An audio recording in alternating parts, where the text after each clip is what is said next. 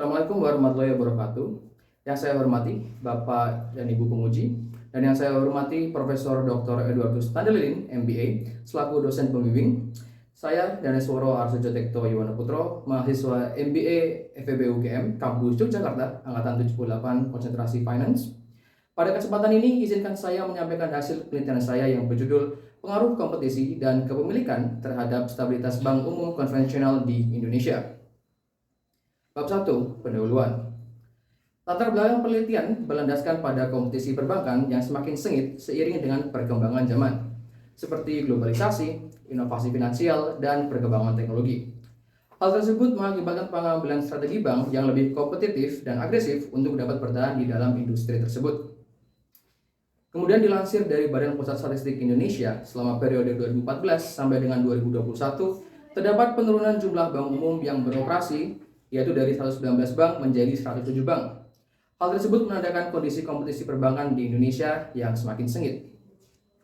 Kompetisi perbankan di Indonesia juga telah menyebabkan beberapa bank berhenti beroperasi, yang dapat disebabkan karena mengalami merger atau akuisisi, atau bahkan izin usaha yang dicabut dari kantor pusat usaha. Kasus ini khususnya dialami oleh bank milik asing. Hubungan kompetisi dan stabilitas bank telah menjadi kontroversi klasik di antara para peneliti dan otoritas perbankan. Terdapat dua pandangan klasik terkait hubungan tersebut, yaitu yang pertama, Competition Fragility Theory, yang menyatakan kompetisi akan mengakibatkan bank menjadi tidak stabil, dan Competition Stability Theory, yang menyatakan kompetisi akan mengakibatkan bank menjadi stabil. Selain faktor eksternal berupa kompetisi, faktor internal seperti kepemilikan bank yang menentukan orientasi pengambilan keputusan bank dapat mempengaruhi stabilitas. Pandangan kepemilikan bank juga menuai perspektif yang bertentangan terkait kepemilikan pemerintah dibanding swasta dan kepemilikan asing dibanding lokal. Rumusan masalah pada penelitian ini dapat dirumuskan sebagai berikut, yaitu yang pertama, terdapat pandangan serta teori yang berbeda dan kontradiktif terkait hubungan antara pengaruh kompetisi bank, kepemilikan pemerintah, dan kepemilikan asing terhadap stabilitas bank. Dan yang kedua, terdapat kesenjangan penelitian atau research gap terkait hasil penelitian terdahulu yang tidak konsisten dari hubungan kompetisi bank dan tipe kepemilikan bank terhadap stabilitas bank. Adapun pertanyaan penelitian adalah sebagai berikut. Kemudian tujuan penelitian dapat diuraikan sebagai berikut. Bab 2. Landasan teori. Hubungan kompetisi dan stabilitas bank dapat dijelaskan oleh dua pandangan yang cukup kontroversial. Pandangan pertama, Competition Fragility Theory.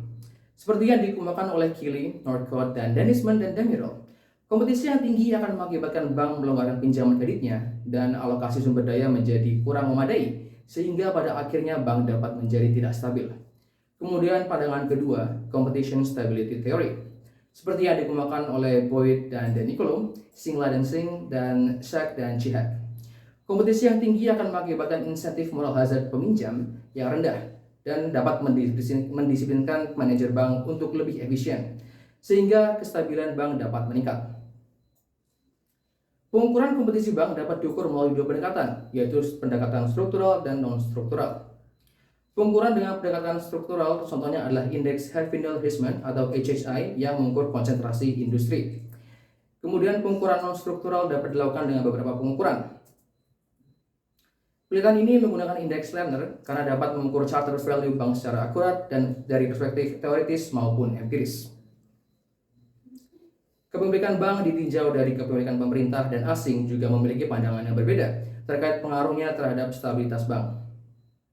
Pandangan politik menyatakan bank milik pemerintah akan menyebabkan instabilitas bank. Kemudian pandangan sosial menyatakan bank milik pemerintah dapat meningkatkan stabilitas bank. Home field advantage analysis menyatakan bank asing tidak membantu stabilitas perbankan dan bank lokal lebih diuntungkan. Kemudian global advantage hypothesis menyatakan bank asing dapat meningkatkan stabilitas perbankan. Pengukuran stabilitas bank diukur menggunakan dua aspek. Yang pertama, aspek pendapatan dengan Z-score yang dikembangkan oleh Boyd, Graham, dan Hewitt pada tahun 1993. Z-score dapat mengukur tingkat kemungkinan default bank. Dan yang kedua, aspek risiko bank dengan NPL atau kredit macet. Berdasarkan penelitian sebelumnya, Yuan DKK tahun 2010 menyatakan kompetisi memiliki hubungan U terbalik dengan stabilitas. Jadi kompetisi pada tingkat sedang dapat menunjukkan stabilitas, namun ketika berlebihan akan menyebabkan instabilitas. Sifat Staffa DKK tahun 2022 menyatakan kompetisi berpengaruh negatif terhadap stabilitas. Kemudian Musawi dan Mansur tahun 2022 menyatakan kompetisi berpengaruh positif terhadap stabilitas. Dan kemudian Bulanur DKK tahun 2021 menyatakan bank asing dan pemerintah jauh lebih stabil. Kemudian penelitian Lee dan Sheikh tahun 2014 menyatakan bank asing berpengaruh negatif terhadap stabilitas. Kemudian Inoto DKK 2013 menyatakan bank pemerintah memiliki pengambilan risiko yang lebih tinggi. Berdasarkan setiap dua pandangan kontradiktif antara kompetisi dan kepemilikan pemerintah dan kepemilikan asing terhadap stabilitas dan kondisi peraturan institusional Indonesia yang masih lemah, maka dirumuskan hipotesis pertama adalah sebagai berikut, yaitu kompetisi perbankan berpengaruh negatif terhadap stabilitas perbankan di Indonesia. Dan hipotesis kedua, kepemilikan pemerintah berpengaruh negatif terhadap stabilitas perbankan di Indonesia. Dan yang terakhir, hipotesis ketiga, kepemilikan asing berpengaruh positif terhadap stabilitas perbankan di Indonesia. Adapun kerangka penelitian adalah sebagai berikut. Bab 3, metodologi penelitian. Desain penelitian. Penelitian ini bertujuan untuk menguji pengaruh kompetisi dan kepemilikan bank terhadap stabilitas bank umum konvensional di Indonesia selama periode 2017 sampai dengan 2021. Penelitian ini merupakan penelitian kuantitatif dengan data sekunder dan pengujian statistik. Data penelitian diperoleh dari laporan keuangan tahunan bank umum konvensional di Indonesia selama periode penelitian dan dikumpulkan dengan metode dokumentasi dan studi kepustakaan. Pemilihan sampel dilakukan dengan berbasis sampling dan yang kemudian diperoleh sampel akhir sebanyak 75 bank umum konvensional. Definisi operasional variable dependent adalah yang pertama, Z-score ROA yang diukur dengan ROA ditambah dengan equity dibagi total aset yang kemudian dibagi dengan standar deviasi ROA. Kedua, Z-score ROE yang diukur dengan 1 tambah ROE yang kemudian dibagi dengan standar deviasi ROE. Dan yang ketiga, NPL yang diukur dengan total kredit macet dibagi total kredit. Variabel independen pertama adalah indeks Lerner yang diukur dengan harga dikurang biaya marginal yang kemudian dibagi dengan harga. Kedua, variabel dummy government dengan kriteria nilai 1 apabila persentase saham lebih dari 5% dimiliki pemerintah dan 0 jika sebaliknya. Ketiga, dummy foreign dengan kriteria nilai 1 apabila persentase saham lebih dari 5% dimiliki institusi asing dan 0 jika sebaliknya. Metode analisis data dilakukan menggunakan multiple linear regression dengan skema sebagai berikut. Uji statistik deduktif, diikuti pengujian model data panel dengan uji Chow, Hausman, dan LM. Kemudian uji asumsi klasik dengan uji normalitas, multikolinearitas, autokorelasi, dan heteroskedastisitas. Kemudian dilakukan analisis regresi linear berganda dan kemudian dilakukan pengujian hipotesis. Selanjutnya, model persamaan regresi yang digunakan adalah sebagai berikut. Bab 4, hasil dan pembelasan. Hasil statistik deskriptif penelitian dapat dilihat sebagai berikut. Pengujian model regresi dengan uji Chow menyatakan menggunakan model common effect, sedangkan uji Hausman menyatakan menggunakan model random effect, dan kemudian uji LM menyatakan menggunakan model common effect. Sehingga dapat ditarik kesimpulan model data panel yang digunakan adalah common effect model. Pada uji asumsi klasik yang pertama, uji normalitas menyatakan dari ketiga model, hanya model 3 yang berdistribusi normal. Namun menurut Gujarati dan Porter, distribusi data panel yang tidak normal tidak akan menjadi masalah pada sampel dengan jumlah observasi yang besar, dan model regresi tetap dapat dikatakan robust. Hal tersebut juga didukung oleh normal PP plot dan grafik histogram yang mendekati normal. Hasil uji multikolinearitas tidak menunjukkan adanya korelasi antar variabel. Hal tersebut ditunjukkan dengan nilai partial correlation yang kurang dari 0,75 dan nilai variance inflation factors yang kurang dari 10. Hasil uji autokorelasi menunjukkan tidak terdapat gejala autokorelasi pada seluruh model. Pada hasil uji heteroskedastisitas, terdapat gejala heteroskedastisitas pada model 2 dan 3. Namun gejala heteroskedastisitas dapat diatasi menggunakan estimator Driscoll-Cray sebagai robust standard error untuk model regresi yang baik. Hasil pengujian hipotesis adalah sebagai berikut. Koefisien regresi Lerner pada model 1 dan 2 bernilai positif. Model 3 bernilai negatif dan memiliki p-value yang signifikan. Semakin tinggi indeks Lerner, maka semakin rendah kompetisi. Semakin tinggi Z-ROA dan Z-ROE, maka semakin tinggi stabilitas. Semakin tinggi NPL, semakin rendah stabilitas. Sehingga hipotesis pertama yang menyatakan kompetisi perbankan berpengaruh negatif terhadap stabilitas perbankan di Indonesia diterima. Kemudian, koefisiensi regresi dummy government pada model 1 dan 2 bernilai negatif dan memiliki p-value yang signifikan. Sedangkan koefisien regresi model 3 bernilai negatif dan p-value tidak signifikan.